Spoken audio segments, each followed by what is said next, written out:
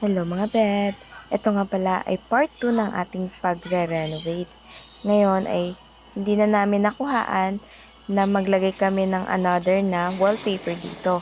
So ngayon nga ay isusunod na rin namin tong isang part ng aming kwarto. So nakita nyo nga, ito na ang 1. At dito naman sa pangalawa ay ito. Ayan, nakita nyo, di ba? Ang ganda na! Ako din ay na-excite dito. So, isusunod nga namin ay itong part na ito. So, itong part nga pala ito na may cortina is CR namin. So, hindi ko nakuhaan dahil nga lowbat nga yung phone ko. Ay, ayan. So, naglilinis nga pala ako ng mga gilid-gilid niyan. Dahil may mga pandikit dyan na sobrang titigas. At tinatry ko siyang linisan. So, bago ilagay yung another wallpaper. Ang hirap kaya magdikit ng hindi pantay-pantay, di ba? So, ayan. Dahil nga wala pa akong gamit. So, yan lang muna. Kutsilyo, no?